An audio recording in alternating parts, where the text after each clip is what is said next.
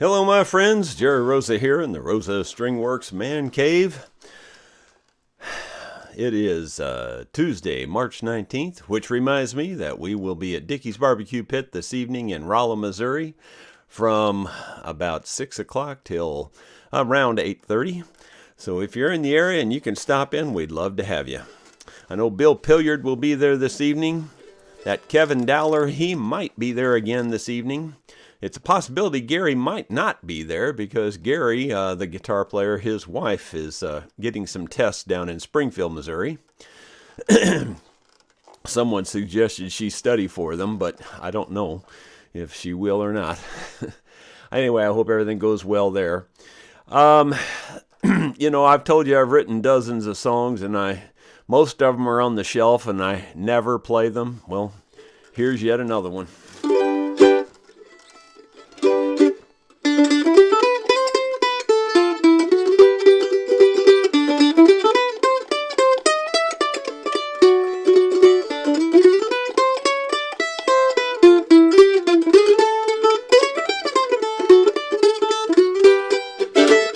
I can't speak the words out loud that I want to say, and that is why that I must write them down this way.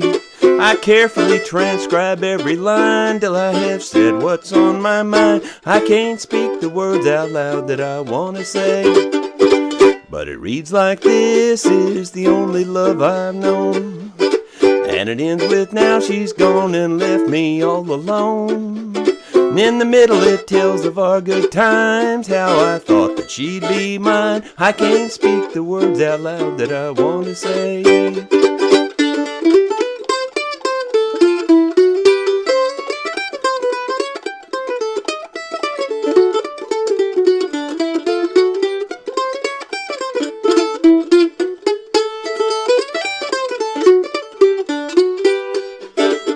Now the ink in this pen, it's all dried up. It's getting late, there's no coffee in my cup. And though I've written down every line, I still can't say what's on my mind. I can't speak the words out loud that I want to say, but it reads like this is the only love I've known, and it ends with now she's gone and left me all alone. And in the middle it tells of our good times, how I thought that she'd be mine. I can't speak the words out loud that I want to say.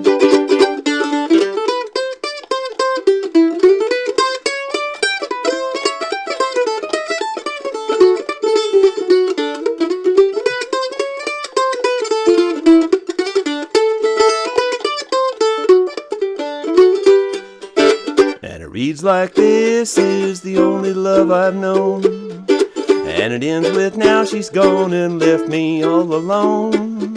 And in the middle it tells of our good times, how I thought that she'd be mine. I can't speak the words out loud that I want to say, or something like that. Yeah, just another one. There's dozens more.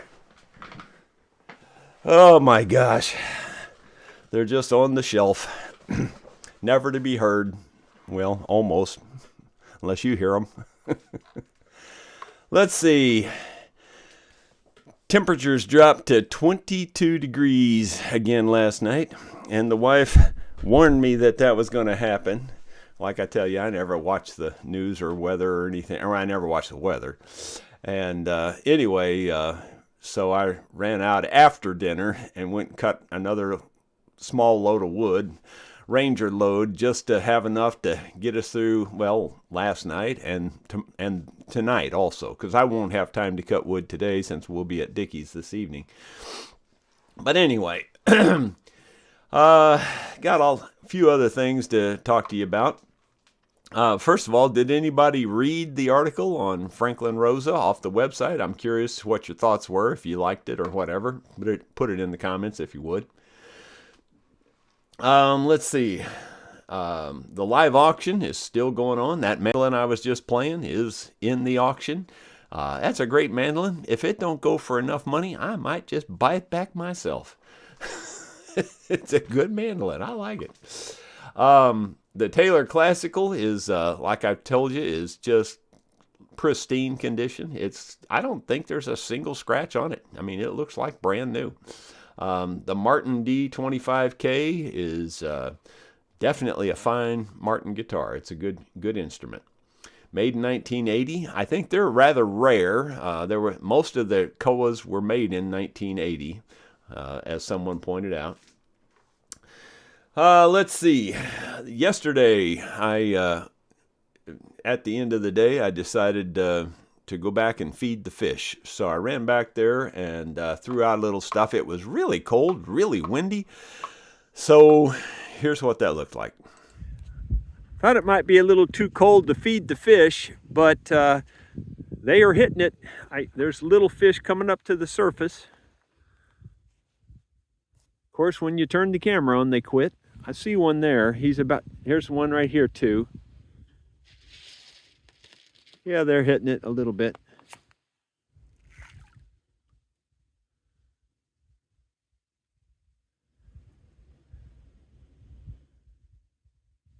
They're hitting it a little bit, but they're not going crazy over it. And of course, like I said, when you turn the camera on, they stop. I mean, honestly, they were hitting it pretty hard there for a little bit. Oh my goodness.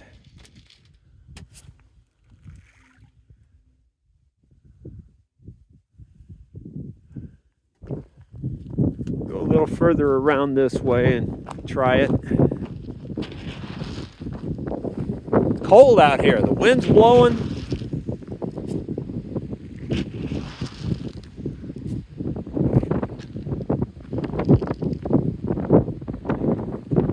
Yeah, it's getting too cold for me, so I'm headed back in, since they're not cooperating anyway.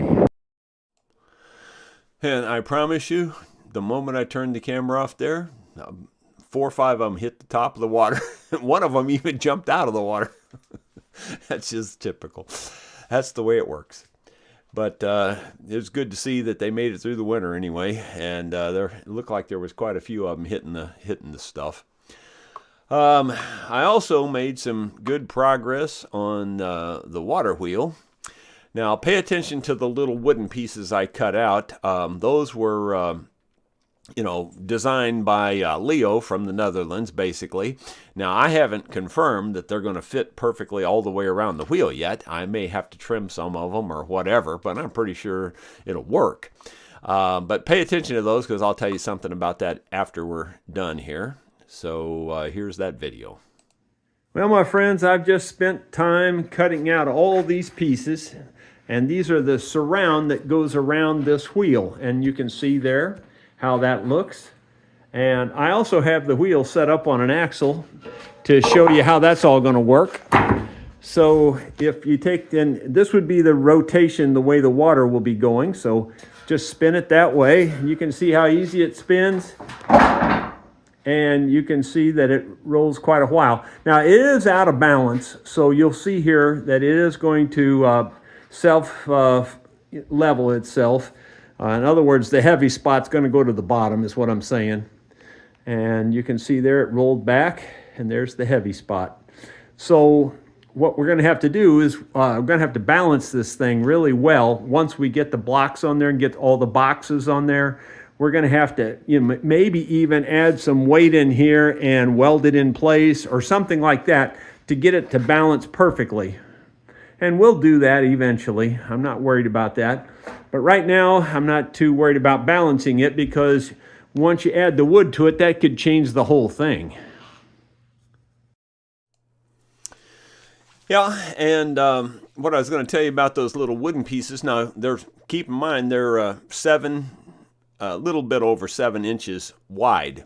So, to cut that curve on a 7-inch cut, that's kind of a strain for a small bandsaw in the shop. I mean, they'll do it, no question, but I thought, this would be the perfect time to try out my new blade that I bought. I bought it about a year ago, or maybe 2 years ago. I don't even know. It was a long time ago. Anyway, I bought this blade, and it's got carbide teeth on that small, regular bandsaw. And anyway, so I put that blade on there, and that cut that like butter. So if you've got a project where you're going to be cutting a lot of really heavy hardwood and thick wood or something like that, I recommend putting on a carbide tooth blade on your bandsaw. Oh my gosh, now they don't give those away. They're expensive. But man, it was worth every penny for how easy that cut. I mean, it cut just like you were cutting a 3/4 inch thick board. It cut that easy. And even when you got to the heavy knots, you didn't even notice it. It just went right through it, just like there was no knot there at all. So there you go. Another public service announcement in case you've ever wondered if a carbide blade would work well on your bandsaw. They work great. Let's see, what else? Today, when I go into town, I'm going to go in a little early for when I go in for Dickies, and I'm going to go in a little bit early and go to Menards. I'm going to get probably some mortar, and I'm going to probably get some kind of fasteners to connect those blocks of wood up to that steel wheel. If anybody has any suggestions on how to connect those. Now, obviously I could drill a hole and put a bolt and a nut, but that's a lot of work. What I was hoping to do was to try to come up with some kind of a self-drilling thing that will drill through that steel wheel. Now, that steel's pretty hard. It's strong steel wheel.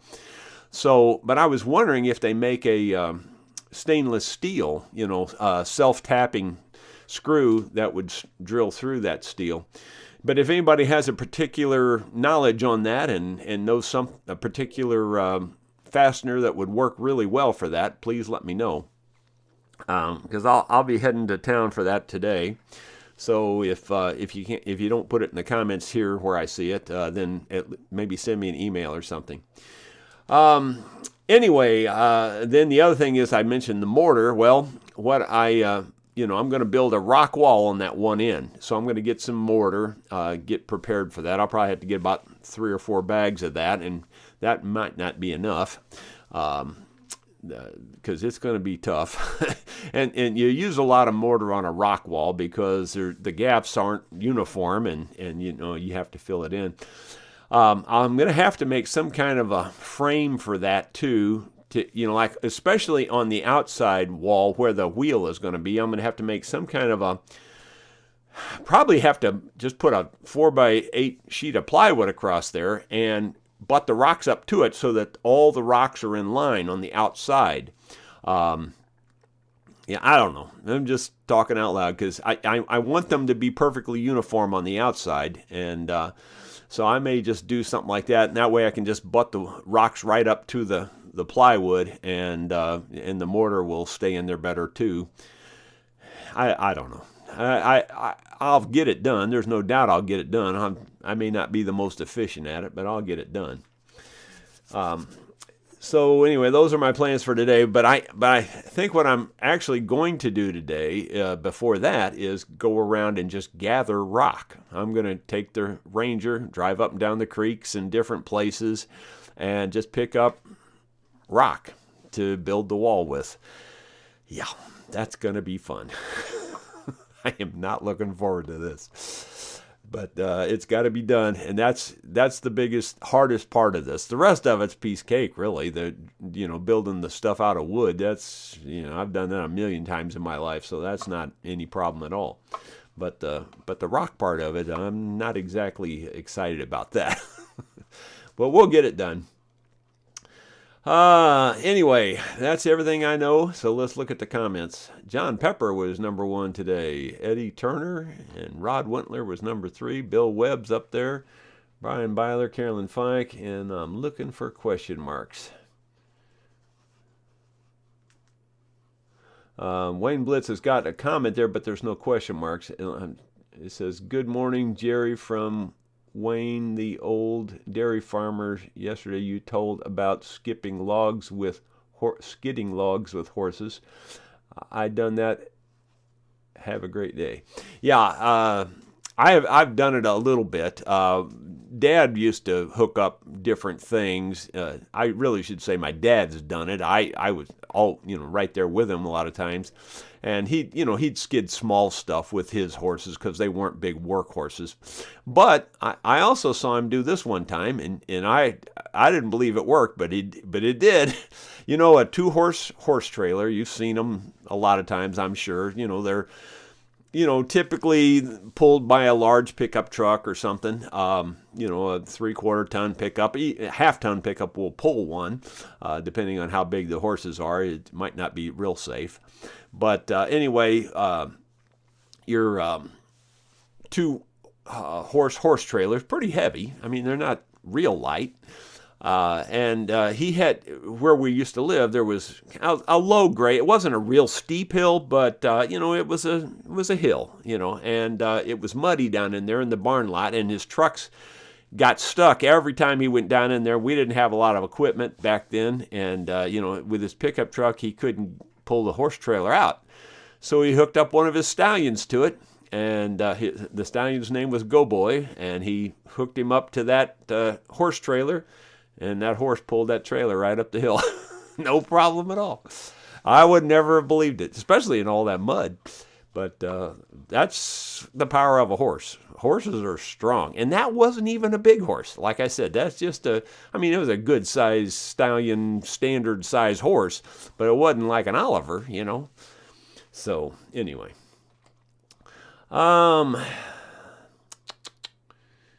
They can move a lot. Looking for question marks. And primarily, if I don't see question marks, I'm kind of skipping over it for the most part. Sue Peel says, "Hi, Jerry. I enjoyed the Dogwood song. Very meaningful." Thank you, Sue. I appreciate that. It was meaningful to me as in my mother told me the story. That's probably the biggest meaning to me. And, my mother, I've told... Now, this isn't right, guys. I promise you. Look at this. This is Emery. It says, "Do not disturb," right there. I'm going to just assume it's just an accident or it's not emergency. I absolutely, for sure, know I picked "Do Not Disturb" before this started. So what's up with that? Because that used to work. It doesn't work now. Anyway, I started to tell you the story that my mom, all of our family, and as you can tell from that article, if you read the article, we're all from the Ozarks and from the hillbillies is really what it amounts to. And my grandpa that I wrote the Grandpa's Old Fiddle song about that was my mom's dad. And they lived on the Current River at the mouth of Blue Springs, as it says in that song. And at Blue Springs, if you've ever heard of it or been there in Missouri, I think it's the 8th largest spring in Missouri. Now, it's big. It's a big spring. The fact that it's the 8th largest makes it sound like it's not all that huge, but it's a huge spring.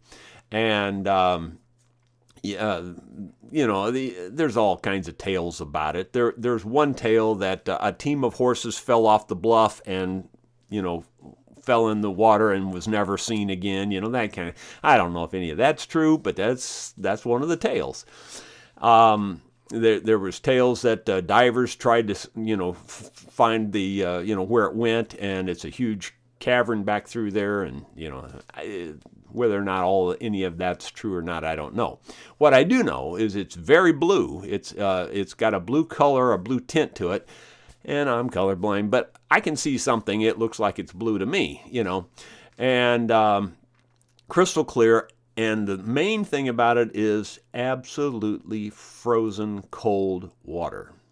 And my mom and her family lived there. Her dad and mother, and she has 4 sisters, or is it 5 sisters and a brother? There were 6 of them together, so I guess it was 4 sisters and a brother. Anyway, they all lived right there, and they managed, there were some cabins right on the Blue Springs, and they actually kept their food and everything in there. Can't remember what sparked this now, but it's, it was about the dogwood tree. Well, I'm sure they, heard that legend of the dogwood tree in that setting. So you can imagine all the dogwood trees around them in a place like that. It's absolutely a beautiful place. If you're ever touring through southeastern Missouri and you have the opportunity, be sure to check out Blue Springs. Now, you'll have to walk at least a half a mile back to it. They don't have any way to drive right to the spring. You have to walk down a trail. But it's worth the walk, and especially if you do it on a really, really hot day, like on a 100-degree day, you would think, well, I don't want to do that. Well, you'll start to feel the air conditioning coming out of that spring as you walk down the valley. I mean, it's really a cold spring. It's really cold. So, anyway, that's just another side note. Didn't cost you another nickel or nothing. Dottie says, mighty fine chirping, thank you. Bill Webb says, I like that song. You should do it more often. Well, thanks. In fact, I'm sure I've done it once in a jam around here sometime, but it was probably 20 years ago. Gary Hayden, it probably was every bit of 20 years ago. Gary Hayden, Jerry, did you pattern the auction mandolin after a particular kind? Are the tuning machines original? Well, I mean, I built it on the lore pattern that was in the Roger Siminoff book. That was before I took apart the Lloyd lore mandolin. So it's very similar. I won't say it's exactly the shape of a Lloyd lore, because I think I changed it a little bit once I took the lore apart. I made a new mold and everything. So I won't say it's exactly the right shape, but it's as close as I could get before I took a lore apart. And it sounds good, plays good, and those are original tuning machines. I'm not 100% sure anymore about anything, but I believe they're Goto or Gotoh or something like that. I can't remember how it was spelled. I don't even know if you can get them anymore, but they're pretty good tuning machines. They seem to work just fine. Zappa says, that tune would be great for the band. Well, thank you.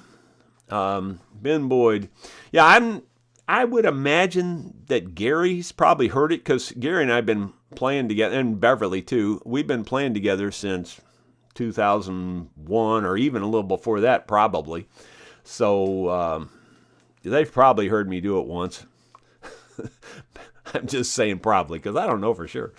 Like, I was really surprised that they said they never heard me do Father of Bluegrass, that song I wrote. That was one of the very first songs I ever wrote. And they said they never heard it. So I'm not kidding you when I tell you I don't play these. I really don't. I just don't play them.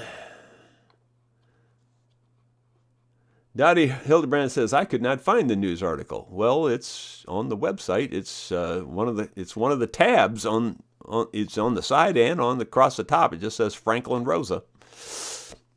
I don't know. At least it was there the last time I looked. Let me see here. Do I have anything open? No, I don't have anything open. But let me open it real quick here and just double check. Oops, I hit the wrong button. Wouldn't you know? Of course. Of course I would hit the wrong button, since I'm doing this on your time. Well, I hit the right button that time. Now it's just taking forever. It never fails. My system's usually really fast, except for when I'm live like this. Yeah, it's there, Franklin Rosa. It's the last item on the right and the last item on the bottom. And, uh-oh. Yeah, there you go. It says, could not connect to the database error. Now, that didn't happen yesterday when I did it. Can you believe it? I mean, like, it just never fails. Why would it do that? I can't believe it. It's like, one step forward and 3 steps backwards is the way I do everything. I just don't get why stuff like that happens to me. It just happens all the time. Now, I looked at that, I bet you 20 different times, and it never caused one single problem. Okay. It drives me crazy. Literally drives me nuts. Moving on down. Yolanda's music. Good morning, Jerry. Finally got my voice back. With all the allergies and the dang head cold, I completely lost my voice. Best I could do was a whisper. Well, we'll be at Dickie's tonight if you want to pop in and do a song. Let's see. There's a long one there from Rod Marshall. It doesn't have any question marks, but he's got my name there. Thanks so much again for all your valuable information you provide us. I'm sure we all appreciate it. Looking for locking pin for my locking tuner as I bought an Ibanez. Well, I probably can't help you with that one, unfortunately. Then Yolanda's got another one. Also, I got asked to sing the national anthem at our next home bout game in June. Well, that's awesome. That'll be cool. Let me know when that is. I might, well, I don't know. June, we're going to be, by the way, now that you said June, that reminds me, we're going to be down in Mountain View, Arkansas, the second weekend of June, that Thursday before the second weekend through Sunday. So if anybody wants to go down to Mountain View and jam with us, we'll be down there. Mountain View, if you don't know, is just a town that kind of revolves around music. There's just open jams out on the different areas of the city. The pavilion, they have gazebos in one little park there, not far from the courthouse. And anyway, we spend a lot of time there, and then we spend time down in the campground down below there. There's a campground down the hill and to the right behind the courthouse, and we spend time down there too. So anyway, if you decide you want to go down there, like I said, it'll be the second weekend in June, starting with that Thursday through Sunday. And you can send me an email or something if you want my phone number where you can text me when we're down there. Let's see. Moving on here. Brad says, how about using liquid nail or hide glue to glue those on there? No, I want them to stay. I want them to stay attached. So if you use hide glue, you know it's going to come apart. Let's see. Rod Marshall, message too long. Would you have a pen?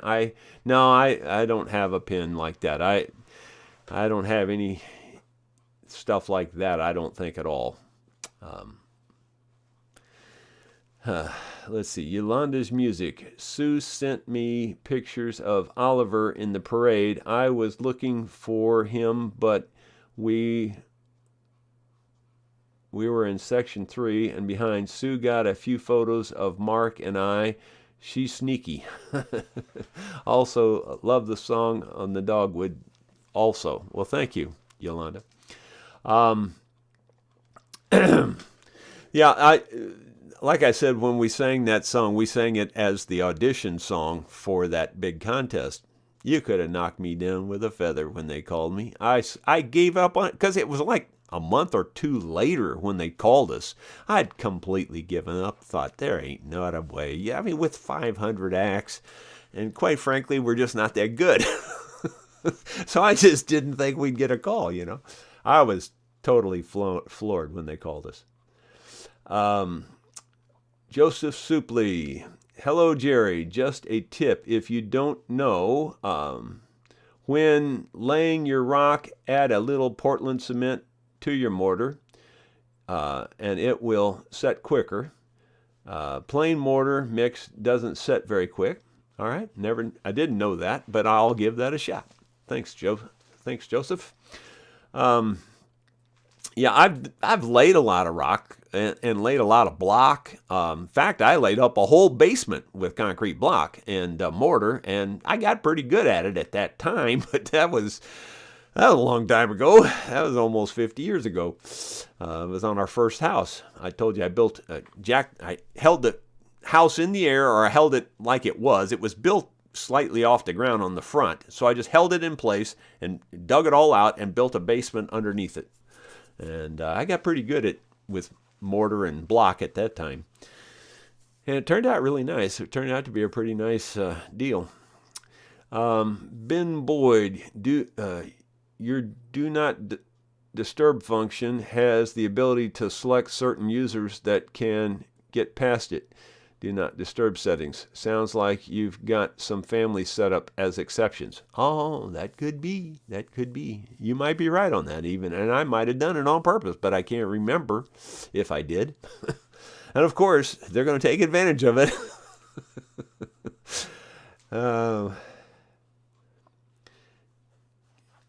Gary Hayes, West Virginia Hillbilly. Jerry, like new song and the one you sang today. Well, thank you. Zappa says he just got the same error. That is so dumb because there's no database. I put it on a web page. I didn't make it have to draw the information from another source. It's literally typed on the web page.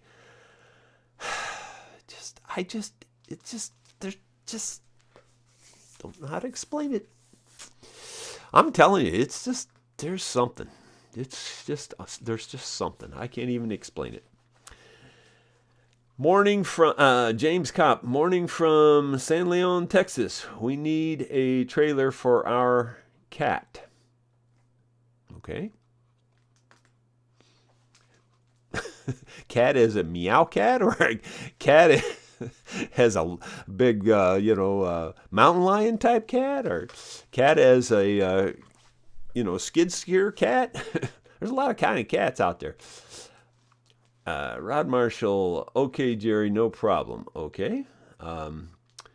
Yolanda, won't be there tonight. We'll be on our way to Florida. Wow.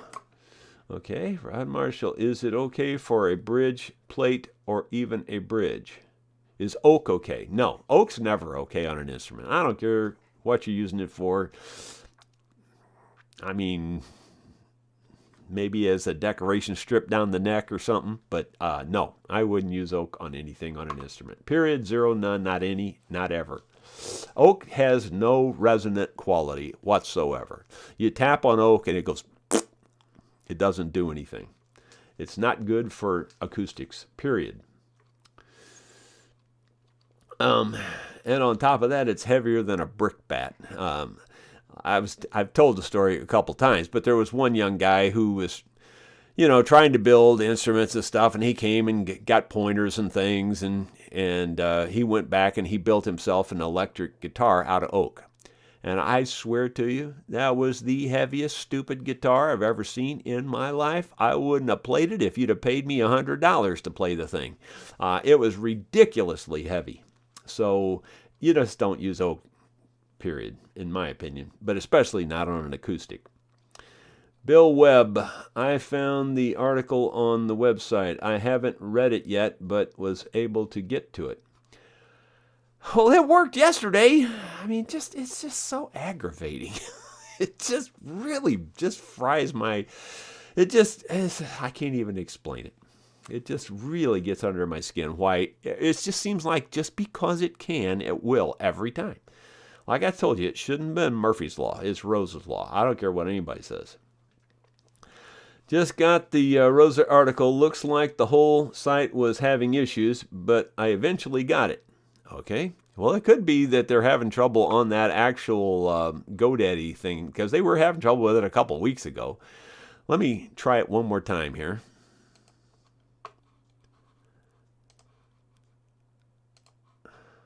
It's there now. It pops right up now.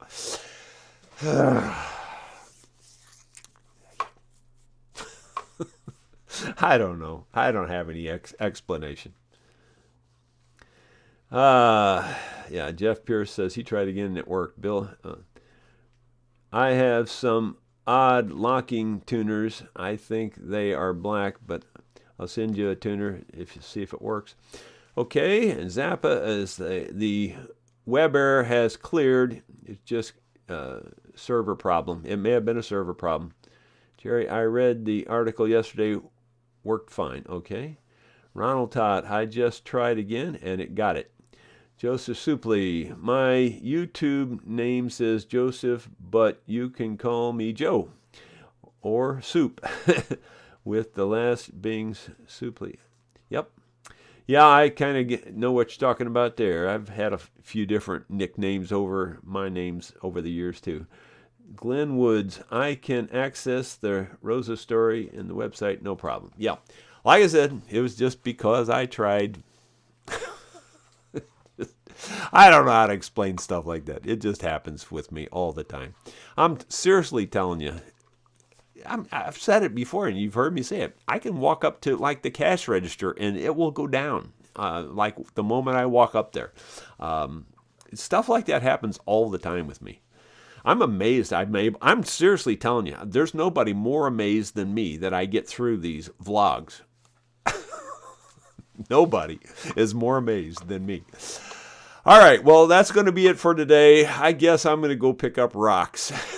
Like, I just can't wait to do that. Y'all have a great day, and hopefully we'll see one or two of you at Dickie's Barbecue Pit this evening. Thanks for being here.